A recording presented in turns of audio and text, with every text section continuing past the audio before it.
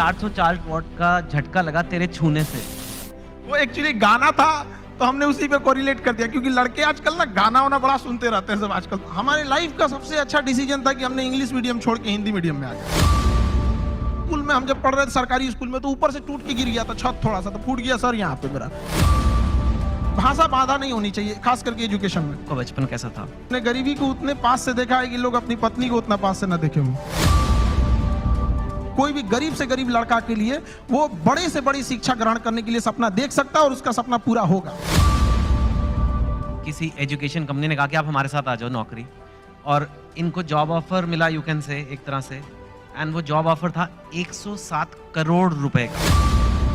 Student का प्यार होता है वो कभी नहीं खरीद सकते हैं। जिस दिन मेरे इंस्टीट्यूट पे बम चला था, पुलिस बाद में आई थी, अगल बगल जितने लॉज थे, जब लड़कों को पता चला था तो पूरे लड़के छाप लिए थे सबको।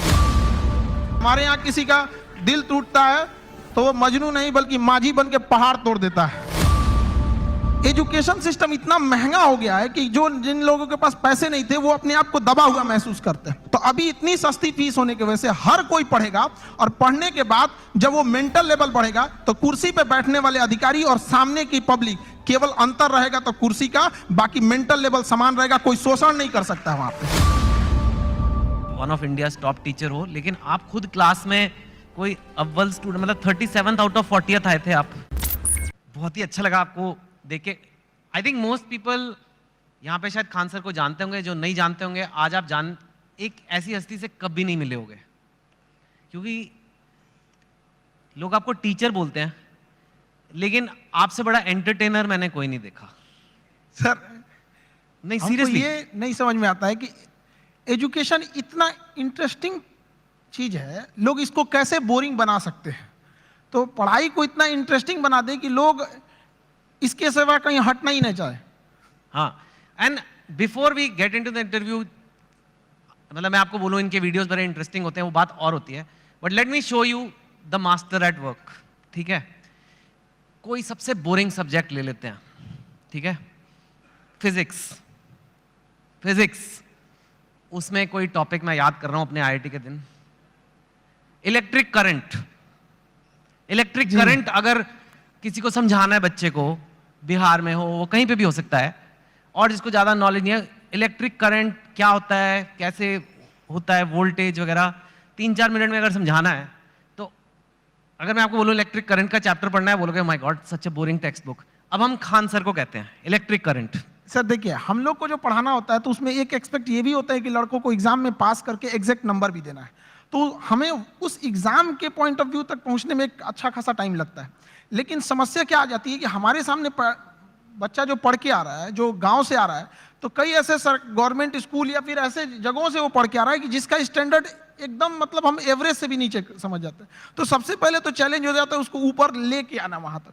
तो एक इलेक्ट्रिक करंट जैसे आप बोले वहां पे, तो लड़के जब शुरू में आते हैं तो उनको ये नहीं समझ में आता कि एम्पियर क्या चीज है, वोल्टेज में अंतर क्या नहीं समझ पाते, तो उनको समझाना काफी चैलेंजिंग हो जाता है। तो वही एक छोटा मोटा कि हम लोग ये समझते कि जब हम लोग पढ़ते थे तो हमारे दोस्त हमें अच्छे से समझा देते थे, और वो देहाती भाषा में समझाते थे, और टीचर लोग एक स्टैंडर्ड फॉलो करने लगते थे।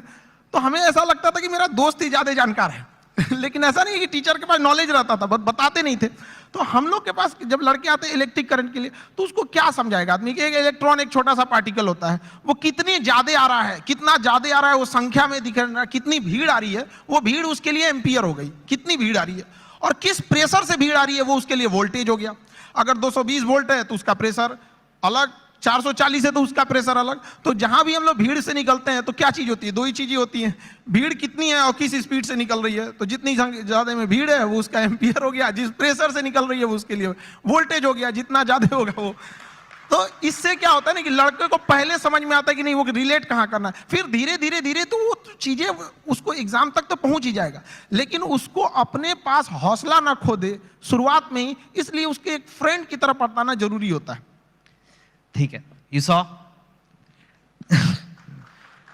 और मैंने तो वो वीडियो देखा है आपका इलेक्ट्रिक करंट का, उसमें तो अभी तो आप फिर भी उसमें और भी है कि 404 वॉट का झटका लगा तेरे छूने से। वो एक्चुअली गाना था, तो हमने उसी पे कोरिलेट कर दिया, क्योंकि लड़के आजकल ना गाना वाना बड़ा सुनते रहते हैं सब आजकल, तो हमें लगा कि यहीं से इन लोगों को, मतलब हम ये नहीं कहते हैं कि तुम अलग से टाइम निकालो, बट जिस चीजों को वो देख रहा है, जिसके सराउंडिंग्स में वो रह रहा है, उसमें हर जगह पढ़ाई छुपी हुई है, हम क्यों ना उसको उसी से कोरिलेट कर दें। टंगस्टन का आपने बताया कि लाल हो जाता है, वो दो लोग लड़ रहे हैं, जरा वो भी बताइए। हाँ, वो जैसे लड़कों सब आते हैं सब, तो उनको ये समझ में नहीं है फिजिक्स ना, एक तो कुछ ऐसे होते हैं दिमाग में लेके चले जाते हैं, भैया ये तो मेरे लिए बना ही नहीं है। ऐसा नहीं है, हमारा कोशिश ये रहता है कि एक मजदूर जो है, अगर मजदूरी करके आ रहा है, उसने पढ़ाई नहीं किया है, फिर भी उसको अगर क्वांटम फिजिक्स समझा दिया जाए, ये होती है टीचिंग वहां पे, ताकि आपका बैकग्राउंड से कोई मतलब नहीं हो, हम जो टॉपिक अभी पढ़ रहे हैं यहां तक समझ में आए। टंगस्टन जैसे आप बोले थे यहाँ पे, तो लड़कों लोग को प्रॉब्लम हो रहा था, तो हमने बस उन सबको यही बताया कि जैसे आप लोगों को गुस्सा लगता है, तो अलग अलग तरीके से कोई गुस्सा होता है, कि कोई गुस्सा होगा तो गालियां देने लगता है, कोई एक दो हाथ लगाने लगता है, कोई सरापने लगता है कि तुम्हारा ये हो जाए वो हो जाए वहां पे। उसी तरह मेटल्स की अलग अलग खासियत होती है। टंगस्टन उसमें है, उसको करंट देंगे तो गुस्से से लाल हो जाएगा, इसलिए हीटर में उसको लगाते हैं, ये सॉरी टंगस्टन देंगे तो चमकने लगता है, इसलिए बल्ब में डाल देते हैं। अलग अलग चीजें होता है, नाइक्रोम होता है, चमक के हीट देने लगता है। तो वही, वो जिस चीज को देखा है उस चीज में उसको अच्छे से समझाया जाए। मैंने आज तक ऐसा टीचर नहीं देखा सर, बट जो आप कर रहे हैं, I can't even tell you आप कितनी बड़ी सेवा कर रहे हैं हमारे देश में। जैसे आपने कहा कि एक मजदूर को भी क्वांटम फिजिक्स समझ आ जानी चाहिए, इतना बड़ा सपना लेना ही कि ये पॉसिबल भी है। क्योंकि मैंने तो जहां तक देखा, एक एलीट क्लास होती है इंडिया में, उसी को इंग्लिश मिलती है, और वो इंग्लिश जिसको मिलती है उसी को एक सर्टन टाइप ऑफ एजुकेशन मिलती है, और फिर वही और आगे बढ़ता जाता है, वही नौकरियां ले जाता है, वही टॉप पोजिशन ले जाता है। आपने उसको तोड़ने की कोशिश की है। हमारे लाइफ का सबसे अच्छा डिसीजन था कि हमने इंग्लिश मीडियम छोड़ के हिंदी मीडियम में आ गए। आपने ये इंग्लिश मेरी जिंदगी का सबसे अच्छा डिसीजन था।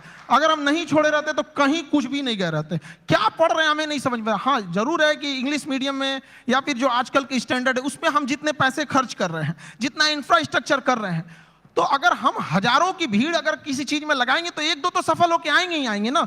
लेकिन एक ये भी तो देखिए हमने कितने उसमें लगाए और कितना आउटकम आया यहाँ पर। तो हिंदी मीडियम के आप स्कूल में, हमारे यहाँ पे एक स्कूल में हम जब पढ़ रहे थे सरकारी स्कूल में, तो ऊपर से टूट के गिर गया था छत थोड़ा सा, तो फूट गया सर यहाँ पे मेरा।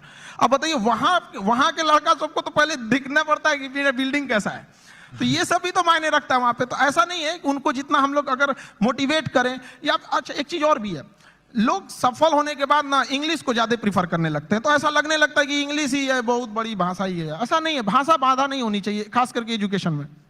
जी हाँ, बिल्कुल। आपका बचपन कैसा था? मैंने सुना है बहुत मतलब पैसे की कमी रही, ये वो, कितनी आपने गरीबी देखी है काफ़ी। मैं जानना चाहता हूँ क्योंकि लोगों को पता लगे कि आपके बैकग्राउंड के लोग भी कितना ऊपर गए हैं, तो इसके लिए ये बताना ज़रूरी है कि आपका बचपन कैसा था। अब गरीबी की हम क्या बोलें, हमने गरीबी को उतने पास से देखा है कि लोग अपनी पत्नी को उतना पास से ना देखे हों। लेकिन फिर भी कुछ चीजें थी, दोस्तों ने काफी हेल्प किया, वो अपने पॉकेट खर्च में से कुछ पैसे देते थे ताकि आदमी पढ़ सके यहाँ पे। तो काफी दोस्तों ने भी हेल्प किया यहाँ पर। और धीरे धीरे कुछ टीचर्स भी आए हैं, वो लोग ने भी, पहले कुछ टीचर थे जो मतलब बहुत कम फी में पढ़ाते थे, तो हमें भी ऐसा लगा था कि जैसे हमारे साथ के बहुत सारे लड़के उनको अच्छी कोचिंग्स मिल गई 10th और 11th के बाद, तो उन लोग काफी अच्छे अच्छे जगह पढ़ने लगे। हम लोग उनको देखते थे तो ऐसा लगता था कि ये जगह हमारे लिए नहीं है, एक अलग सी फील आती थी कि ये मेरे लिए नहीं है यहाँ पर। तो फिर जब हम लोग टीचिंग में आए तो हमने सोचा था कि भाई कोई भी गरीब से गरीब लड़का के लिए वो बड़े से बड़ी शिक्षा ग्रहण करने के लिए सपना देख सकता है और उसका सपना पूरा होगा। Very nice.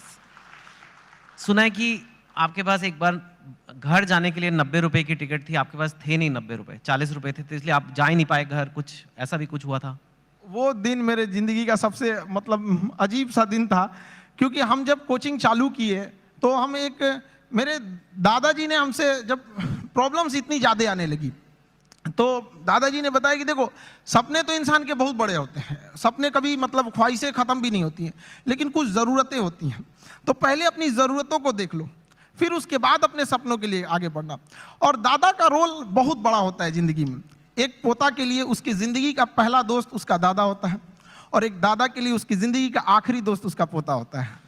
तो मेरे दादाजी ने एकदम दोस्त की तरह रहे उन्हें। तो सबसे पहले हमने होम ट्यूशन चालू किया, जहाँ से हम बेसिक चीज़ें निकाल सके। तो पहली बार हमने एक बच्चे को होम ट्यूशन दिया तो उसको 600 रुपये मिले वहाँ से, जिससे कुछ रूम रेंट वगैरह निकल जाए। फिर एक 800 का मिला, ऐसे मिलते मिलते गया। उसके बाद हम एक कोचिंग्स में गए पढ़ाने के लिए। तो वो कोचिंग में शुरुआत में 4-5 लड़के थे, अगले दिन 50-60 हुए, फिर धीरे धीरे बढ़ते गए। एक हफ्ते में पूरा क्लास ही चेंज हो गया। तो हम पढ़ाने लगे, कोचिंग बहुत अच्छे चलने लगी। तो उन लोगों ने कहा कि फीस आपको बढ़ाना पड़ेगा क्योंकि पैसे तो वहीं से आएंगे आप। तो हमने फीस बढ़ाने का विरोध किया, तो उन लोगों ने कहा ऐसे नहीं होगा, तो फिर हम अपने से पढ़ाना चालू कर दिए। तो हमारी कोचिंग में क्या हुआ कि बम चल गया, बम, एक्चुअल बम फेंका किसी बम ने। वहां पे धड़ाधड़ गिरने लगा, हम लोग को दिमाग काम नहीं किया वहां पे। और क्या किए, सारी चीजें तहस नहस हो गई। अब हमको लगा कि अब घर जाना पड़ेगा, और घर जाने के लिए पैसे 90 रुपए चाहिए होते हैं, हमारे पास वही 40-50 रुपए थे। तो हम कहें कि अब घर भी नहीं लौट सकते, यहीं रुकते हैं, शायद कोई रोक रहा है हमें। वाह। तो जहाँ 40-50 रुपए की बात थी, मैंने सुना है कि आपको अभी थोड़े दिन पहले ही किसी एजुकेशन कंपनी ने कहा कि आप हमारे साथ आ जाओ नौकरी, और इनको जॉब ऑफर मिला, यू कैन से, एक तरह से। एंड वो जॉब ऑफर था 107 करोड़ रुपए का। तो यू नो व्हेन, एक वो दिन भी आपने देखे हैं जो 40-50 रुपए नहीं है, घर जाने के दुकान बंद करके, और 100, लेकिन स्वैग देखो, आप मना कर दिया। हमने मना कर दिया है, हमको 140 करोड़ नहीं चाहिए हमें। 140 करोड़ में आप पैसे ले सकते हैं, लेकिन जो स्टूडेंट का प्यार होता है वो कभी नहीं खरीद सकते हैं। जिस दिन मेरे इंस्टीट्यूट पे बम चला था, पुलिस बाद में आई थी, अगल बगल जितने लॉज थे, जब लड़कों को पता चला था तो पूरे लड़के छाप लिए थे सबको, और पूरे ऑर्गेनाइज अगल बगल की कोचिंगें डर के मारे बंद हो गई थी। और हमारी कोचिंग बम लगने के बाद भी नेक्स्ट बैच से एज इट इज चली थी, बाकी बच्चे नीचे खड़े थे। ये 107 करोड़ में कोई नहीं खरीद सकता है। और हम जिस जगह से आए हैं, बिहार से, यहाँ का अलग ही एक स्वैग है। वो तो मुझे पता है। हाँ। हम लोग उसका अलग स्वैग है। हमारे यहाँ किसी का दिल टूटता है तो वो मजनू नहीं बल्कि माझी बन के पहाड़ तोड़ देता है। अरे वाह। हमारे यहाँ उगते, हर जगह उगते सूरज की पूजा की जाती है, हमारे यहाँ डूबते सूरज को भी पूजा किया जाता है। हमारे यहाँ युद्ध से पहले बुद्ध पढ़ा दिया जाता है। तो हम उस जगह से आए जहाँ पे किसी को, अगर किसी को ऐसा लगेगा कि उसको दबा के उसको रास्ते से हटाया जा सकता है, तो नहीं हो सकता वो। अरे वाह। लेकिन यू नो अभी ये ऐसा फील्ड बन गया है, कोचिंग, एजुकेशन वगैरह, जहाँ लोग बहुत, आपकी बात अलग है, लेकिन लोग बहुत पैसे बना रहे हैं। लाइक ऐसे खबरों में तो आ रहा है बहुत करोड़ों में। हमने यूपीएससी जो चालू किया, पैसा आपको मोटिवेट नहीं करता? नहीं, पैसे हमारा एक अलग सपना है। अब किसी को बोलते हैं तो उसको अजीब सा लगता है। जैसे कोई घर है, अगर वो सड़क से ज्यादा नीचे धंस गया तो टेक्नोलॉजी आ गई है, जैक लगा के उसे उठा देते थे।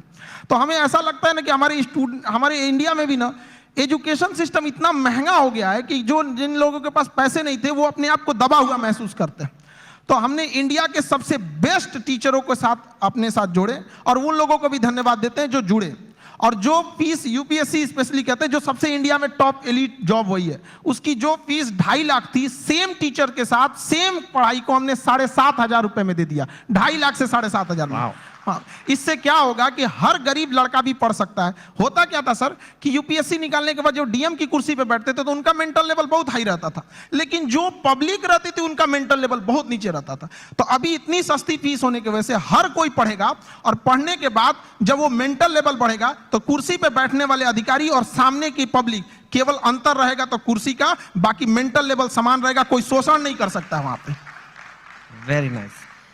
मैं आपसे पूछना चाहूंगा, इनफैक्ट यूथ जो है आज, भारत का यूथ है, कोई एवरेज लड़का है, लड़की है, चाहे बिहार में है, चाहे असम में है, तमिलनाडु में, कहीं भी हो सकता है, हो सकती है, वो लाइफ में आगे बढ़ना चाहते हैं, ठीक है, और पढ़ाई एक जरिया है, पर आप उन्हें ओवरऑल क्या मैसेज दोगे? क्या करना चाहिए एक इंडिया के यूथ को जो लाइफ में अपने आप को ऊपर जाना चाहता है, स्पेशली जो हो सकता है हिंदी बोलने वाले बैकग्राउंड से हो, हिंदी मीडियम से हो, ब्लू कॉलर से वाइट कॉलर जाना है, अपनी औकात पार करनी है, जो आपने इतनी ऐसे पार किया कि मतलब 107 करोड़ हो गए नहीं चाहिए, मतलब दैट लेवल तक डेफिनेटली आपके पास लेसन्स हैं बच्चों को देने के लिए, उनको आप क्या बोलोगे?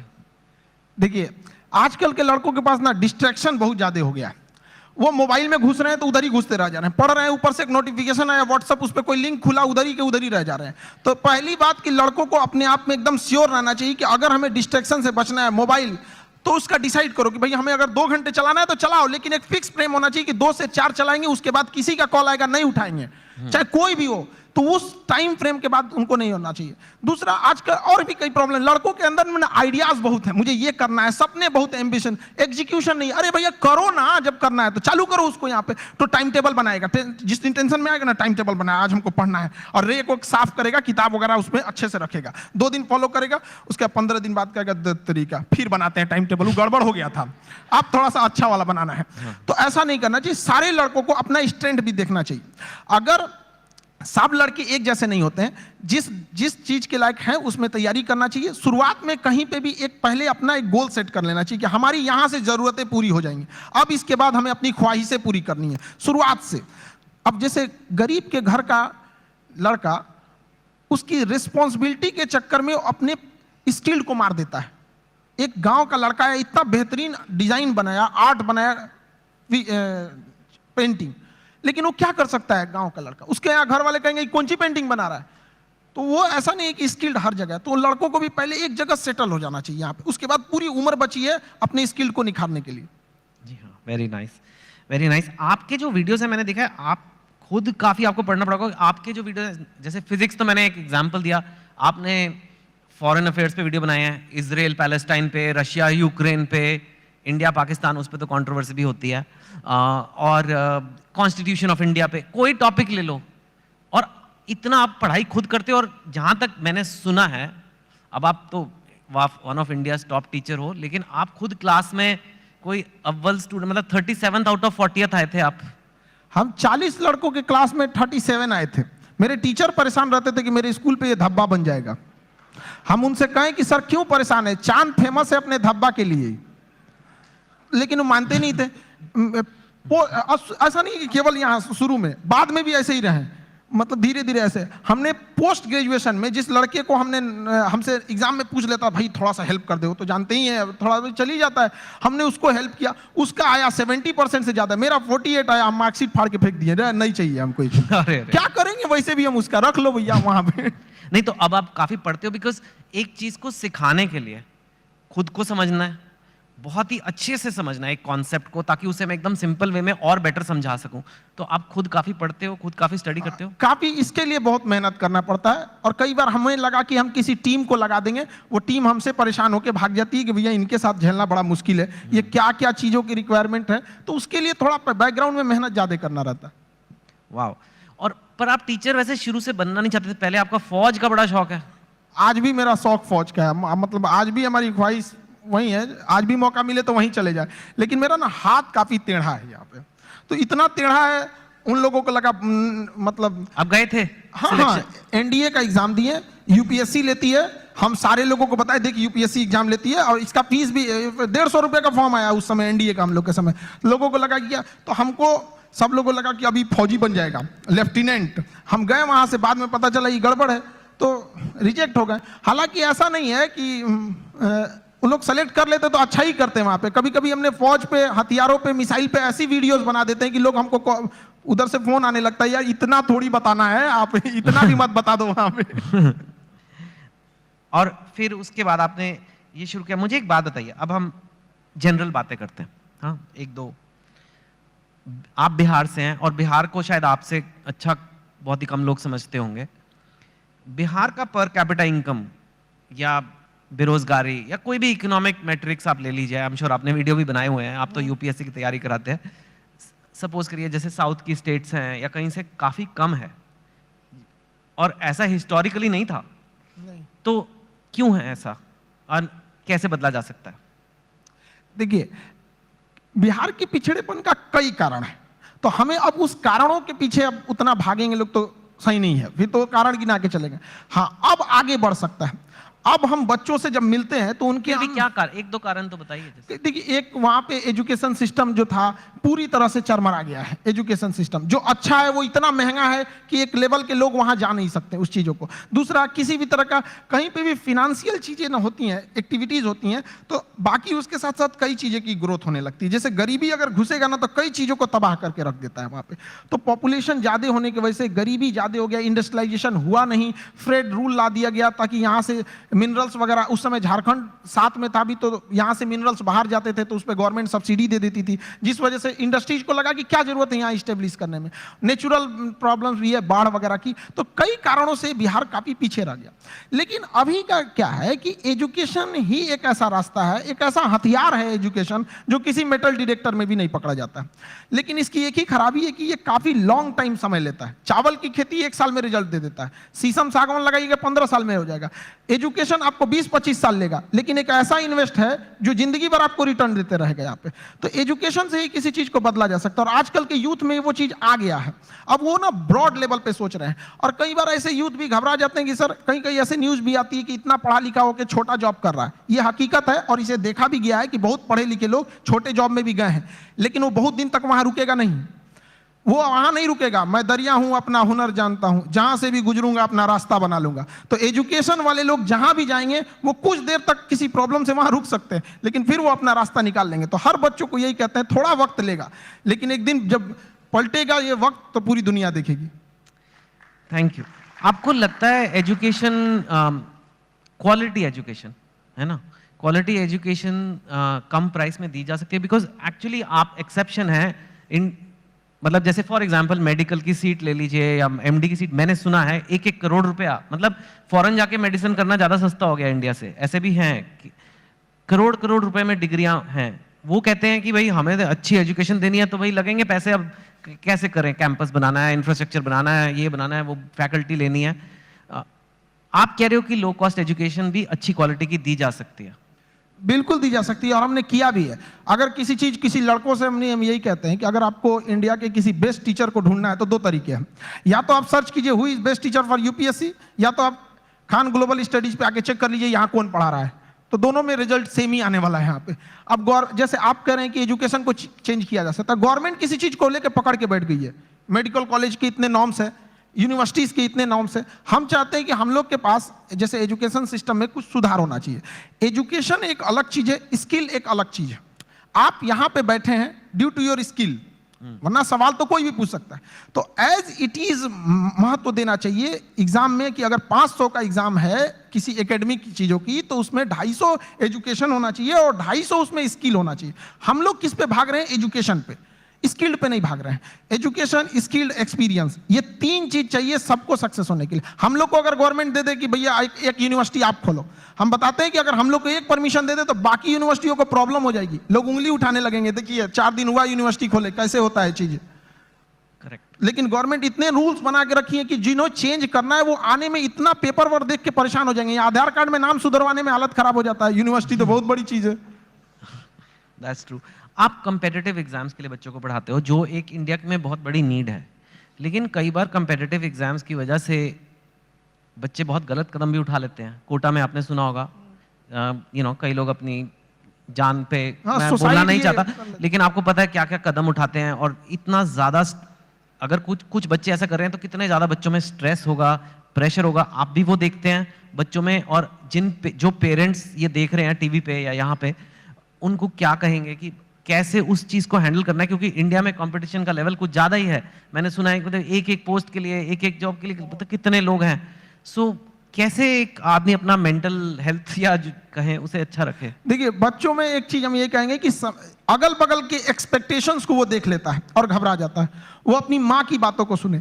जब हम फेल होते थे ना, तो मेरी मम्मी हौसला बढ़ाती रहती थी, कहती थी दुनिया तुम बहुत आगे जाएगा। हम कहते थे टीचर लोग कहते हैं कि तुम धब्बा हो, तो उनका कहना था टीचर लोग क्या जानेंगे तुमको, हम तुमको ज्यादा जानते हैं, पूरी दुनिया की तुलना में हम तुमको 9 महीना पहले से जानते हैं, तो हमसे बेहतर तुम्हें कोई नहीं जानेगा। यहाँ पे स्टूडेंट को भी कहते हैं एक बार अपनी माँ बाप को देखो, तुम हीरा हो, तुम्हें कोई नहीं बदल सकता है। अपने दुनिया के दबाव में नहीं आना चाहिए। जिस पे यह जग हंसा है उसने इतिहास रचा है। वहां पे क्या हो गया ना, इतने बर्डन डाल दिए गए हैं। उनको लगता है कि आईआईटी बहुत, या फिर आप एम्स हो गया, आईएम हो गया। ऐसा नहीं है। यहाँ अच्छे लड़के गए हैं जिन्होंने आईआईटी को अच्छा बनाया है। वरना आईआईटी बिना एग्जाम लिए और डायरेक्ट सिलेक्शन देके दिखा दे, फिर देखे वो मेंटेन कर पाएगा? नहीं, वो एग्जाम लेके अच्छे लड़कों को ही सेलेक्ट करके लाती है यहाँ पे। तो लड़कों को भी मेहनत करते रहना चाहिए और कभी सुसाइड वगैरह पे नहीं सोचना चाहिए। हो सकता है कि जिनको लगता है कि मेरा एग्जाम नहीं हो पाया, आगे जाने के बाद उनकी कंपनी में एग्जाम पास करने वाला एम्प्लॉय बन जाए। सही बात है, नाइस। आर्टिफिशियल इंटेलिजेंस की आजकल बड़ी खबरें आ रही है। एक ये चैट जीपीटी आ गया है, आपने देखा ही होगा। कई लोगों को खतरा हो रहा है कि अब तो इतने बढ़िया कंप्यूटर हो जाएंगे, इतने बढ़िया ये आर्टिफिशियल इंटेलिजेंस हो जाएगा कि वही आंसर लिख देगा, वही सब कुछ कर देगा, मतलब नौकरियां सारी जगह गायब हो जाएंगी। आप आर्टिफिशियल इंटेलिजेंस को कैसे देखते हैं और आपको लगता है कि ऐसा कुछ?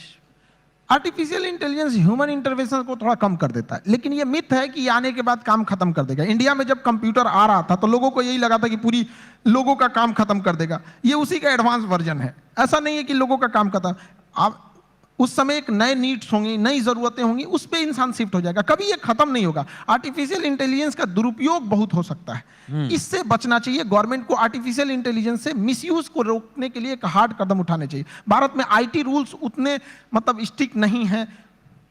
ज्यादा वक्त बचा नहीं है, लेकिन आप काम ही करते रहते हो, सारा टाइम काम करते रहते हो। हमको तो बस पढ़ाना रहता है, पढ़ा के हटे फिर उसके बाद खाली बैठते तो सोचते हैं कि और कौन से टॉपिक पर, इस टॉपिक को हमने इस बैच में ऐसे पढ़ाया, अगली बैच में इसको और अच्छे से कैसे समझा सकते हैं। आप इतने सारे बच्चों का सोचते रहते हो, कभी ये नहीं सोचते आपके अपने बच्चे होंगे? प्यार व्यार हुआ है आपको कभी? दिल, आप इतने एग्जाम्पल देते हो मजनू वाले अपने टॉक्स में, मैंने देखा है मजनू 400 वोल्ट का झटका, पता नहीं कितना। हाँ, तो आपका कभी दिल, या आप सिंगल हैं, मैरिड हैं, क्या मतलब क्या? क्योंकि ये आता है कई बार, लोग, अब आप इतनी हस्ती बन चुके हो कि लोग ये सब सवाल पूछते हैं सर। नहीं देखिए, ये सब चीजें हम सिंगल, ये सब ये लोग तो घर वाले डिसाइड करेंगे, उन लोग का गृह मंत्रालय का ये काम होता है, ये मम्मी पापा का काम है यार चीजों को। आजकल के लड़कों को बस ये कहेंगे, ये सब डिस्ट्रैक्शन से उन लोगों को बचना चाहिए यहाँ पर। और रही बात हमारा, तो हमको मेन काम रहता है लड़कों के बारे में ही सोचते रहे, स्टूडेंट को कैसे समझाया जा सकता है। अपने ही पानी में घुल जाना ही बर्फ का मुकद्दर होता है। तो हम लोग बच्चों के लिए और उनकी बेहतर कैसे किया जा सकता है, इसी पे ज्यादा ध्यान रहता है। फिर भी थोड़ा तो मतलब अपने लिए भी वक्त निकालिए कुछ। You are one of India's most eligible bachelors now, आपको पता है ना ये बात? वक्त मिलेगा तो वक्त निकाल लेंगे।